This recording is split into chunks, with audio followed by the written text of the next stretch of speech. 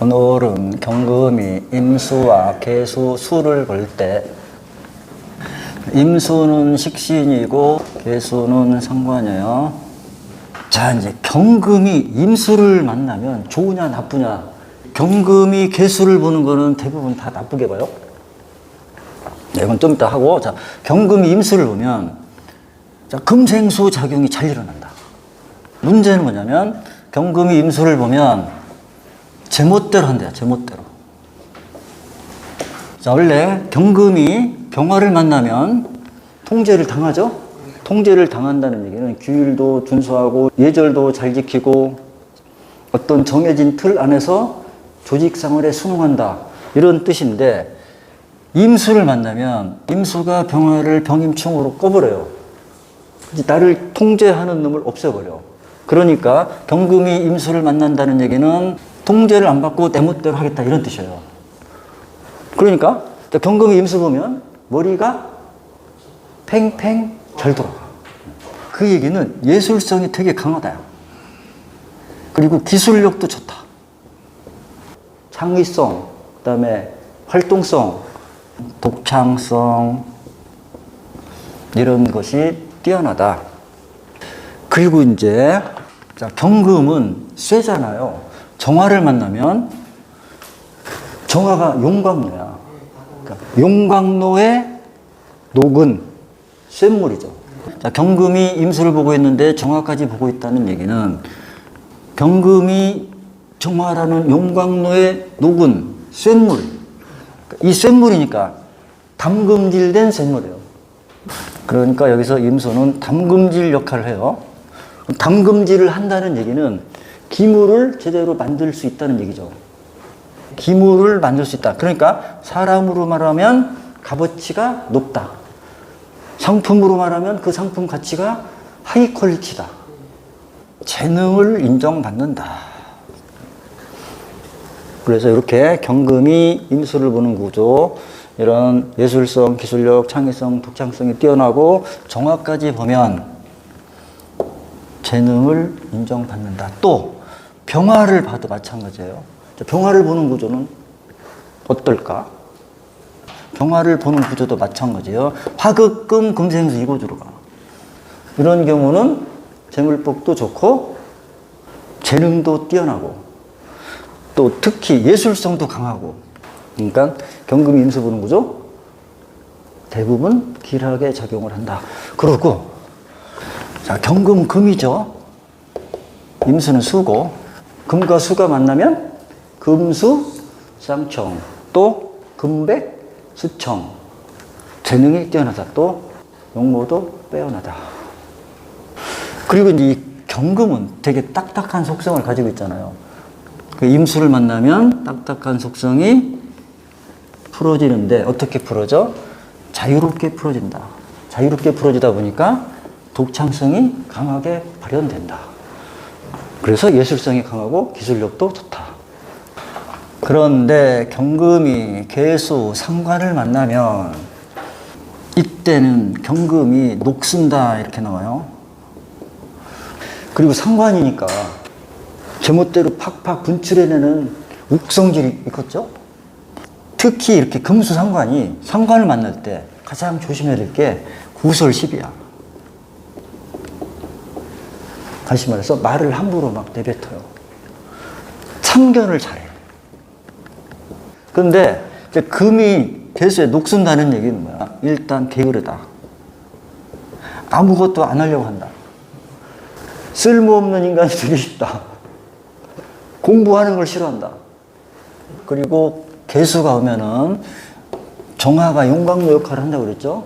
용광로 역할을 하면서 경금을 재련시켜주는데 계수가 오면 정계충으로 정화를 시켜버려요. 이때 이 계수의 작용 안 좋아지는 거야. 또 이 경금은 광석이잖아. 광석이 어디에 있어요? 무토라는 땅에 있지. 그러면 이 무토가 토생금 해가지고 이 광물의 보금 역할을 한다. 광맥 역할을 한다고. 그거를 무기 앞에서 무급노를 차단시켜버려요. 그러니까 개수는 어쨌든 무토한테나 정화한테 안 좋은 역할을 한다. 반대로 경금이 개수가 있는데 정화가 없다. 그럼 어떻게 해? 정계충에서 개수를 날려버릴 수 있죠. 또 경금이 개수를 보고 있는데 무토가 오면 무게 앞에서 개수를 날려버릴 수 있죠. 경금이 정화를 보고 있는데 개수가 오는 경우하고 경금이 개수를 보고 있는데 정화가 오는 경우하고 기중의 작용이 달라요. 그러니까 원국에 어떻게 있느냐 이걸 봐야 돼. 자, 예문 보겠습니다. 을묘, 개미, 경호, 이모. 자, 이 사람은 남자 사주인데 피아니스트예요. 피아니스트. 직업 찾는 연습도 좀 하고, 그 다음에 이 사람이 재능이 왜 뛰어난지 그것도 좀. 자, 여기서 일간이 을경합 이렇게 하고 있죠? 그러면 연주에 있는 재성하고 합을 해요. 지지에서는 어떻게 해요? 지지에서는 묘파를 하지. 여기서 을묘는 재성이죠? 그러면 재물을 추구하는데 어디 있는 재물? 국가 자리에 있는 재물이죠? 근데 이 을묘가 미토 속으로 들어가죠? 거기 들어간 미토를 내가 오미합으로 끌고 들어올 수 있죠? 그러면 이 사람 재물운이 어때? 좋아요. 그 다음에 미월이야. 미월인데 개수야. 일단 조후를 해결해 주니까 좋죠? 그런데 경금 옆에 있어. 그럼 이 사람 보고 이 사람은 공부하는 것도 싫어하고 게으르고 그렇게만 보면 안 돼요. 자, 또 여기도 있네. 이 임수도 있네. 개수는 상관으로 있지만 이 임수는 식신으로 있죠. 그 식신이 오화 관을 잡고 있죠. 그러니까 뭐야? 식신합관을 하네. 명예욕, 출세욕이 강하다. 그러니까 나의 재능을 관에 쓴다.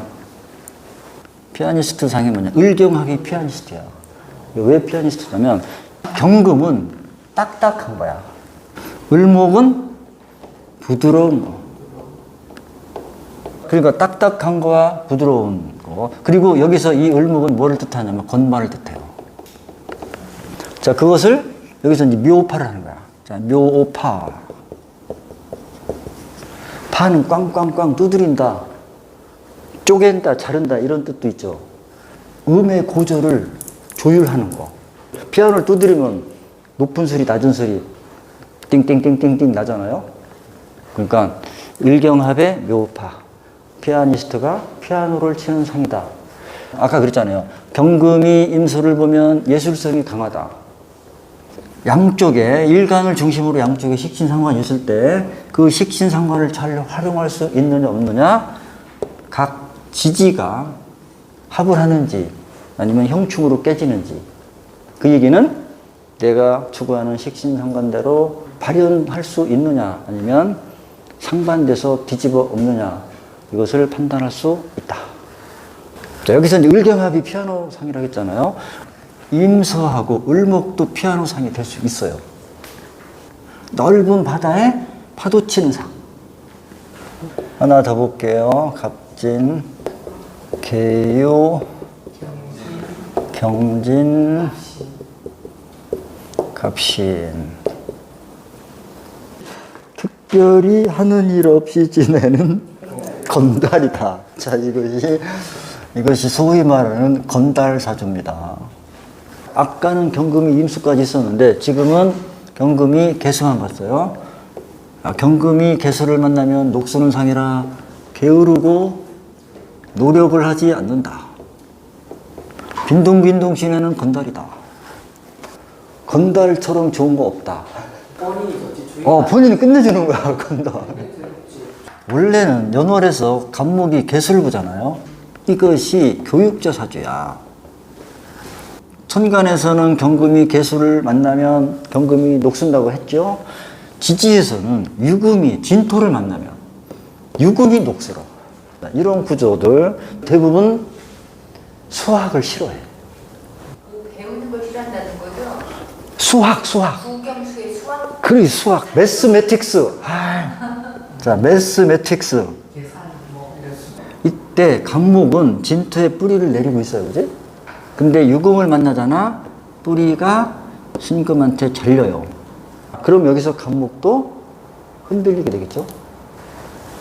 거기다가 갑경충까지 당해. 여기서도 갑경충을 해. 그런데 자, 이 사주에서 가장 큰 문제점은 뭐가 부족해요? 화죠, 화. 화가 왜 있어야 되지?